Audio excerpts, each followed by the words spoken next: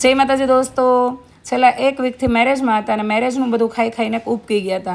Sweet ને ફરસાણ ને એવું બધું ખાઈને તો ઘરનું ખાવાનું મિસ થયું. તો ચલો આજે સવારમાં વિચાર આવ્યો કે કંઈક સરસ દેશી ટેસ્ટી બનાવી નાખું. તો મેં મિક્સ દાળ મીઠું નાખીને બાફી લીધી છે અને એનો કરીશું એ તડકો. તો તેલ મૂકી દીધું છે 2 થી 3 પાવડા. એની અંદર રાઈ જીરું નાખીને તતડી ગયા પછી 3 થી 4 સૂકા મરચાંના ટુકડા નાખી દીધા છે અને પછી અંદર નાખી છે મેં લસણની પેસ્ટ અને તડકો કરી લેવાનો છે. આપણે બેઠો વઘાર કરવાનો છે.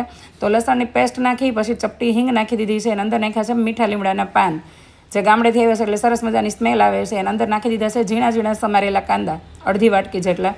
તો આ બધું મિક્સ કરી લેવાનું છે અને આની અંદર જ આપણે થોડુંક મીઠું નાખી દેવાનું છે એટલે કાંદા સરસ મજાના થોડી વારમાં જ પાકી જાય. તો આવી રીતે મેં વઘાર કર્યો છે દાળનો.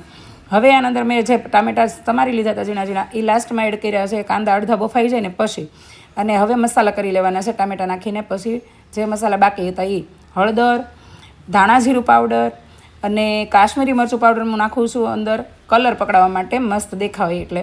બાકી કાશ્મીરી મરચુંનો કોઈ એટલે મને નથી લાગતું કંઈ બીજો કોઈ બેનિફિટ હોય. અને પછી અંદર નાખ્યું છે મેં ઘરનું મરચું પાવડર જે ટેસ્ટ માટે. આપણે તીખું ને તમતમ તો કાઠિયાવાડી ખાતા જ હોય એટલે ઘરનું મરચું વધારે તીખું હોય. કાશ્મીરી મરચું પાવડર તો ઓનલી મને લાગે છે કે કલર દેખાવા માટે જ વાપરતા હશે લોકો. તો આવી રીતે મસાલા બધા એડ કરીને મેં મિક્સ કરી દીધું છે. હવે 2 થી 3 મિનિટ ધીમી ફ્લેમ કરી અને પછી આપણે એને પકાવવા દેવાનું છે. તો મસાલા બધા પાકી જાય ને કાંદા ટમેટા સરસ મજાના ગળી જાય ત્યાં સુધી આપણે એને ગ્રેવી મસ્ત બનાવવાની છે. તો આ બધી વસ્તુ પાકી ગઈ છે, તમે જોઈ શકો છો. અને વ્યવસ્થિત હલાવીને મિક્સ કરી અને હવે આની અંદર જે મેં દાળ બાફી લીધી હતી મિક્સ દાળ મીઠું નાખીને એ અંદર એડ કરી દેવાની છે. મિક્સ દાળ તમે ઘરે કોઈ પણ બીજી અલગ અલગ દાળ હોય એ પણ બધી મિક્સ કરીને બનાવી શકો. બાકી ડીમાર્ટમાંથી આસાનીથી પેકેટ મળી જ જાય છે દાળનું. જે આપણે દાળ ફ્રાય દાળ તડકામાં આપણે બનાવતા હોઈએ એ દાળ બરાબર. એની અંદર આપણે મસૂરની દાળ હોય છે, મગની દાળ હોય છે, અડદની દાળ હોય છે અને ચણાની દાળ હોય છે. આવી બધી દાળ તમે મિક્સ બાફીને કરી શકો છો. કાઠિયાવાડમાં તો આના પ્રોગ્રામ કરતા હોય છે લોકો. આજે મને બહુ મન થઈ ગયું હતું કે કાંદા ટમેટાની ગ્રેવી નાખીને મારે મિક્સ દાળ બનાવી છે. તો બનાવી નાખી છે. પછી મસ્ત સલાડ મેં કાપી લીધું છે. ટામેટા મસ્ત, અત્યારે શિયાળો ચાલુ છે તો કોબી દેશી આવતી હોય છે લીલવણી. પોલી કોબી બહુ સરસ મીઠી હોય છે તો મેં કાપી લીધી છે. 2 કાકડી પણ સમારી લીધી છે, સ્લાઈસ કરી લીધી છે.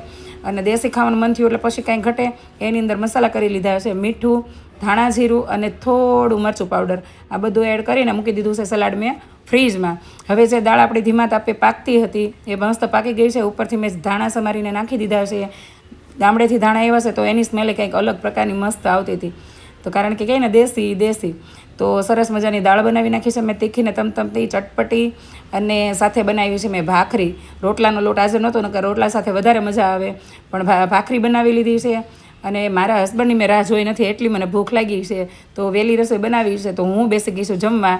1 ભાખરી ચોળીને મેં ખાઈ લીધું છે. જો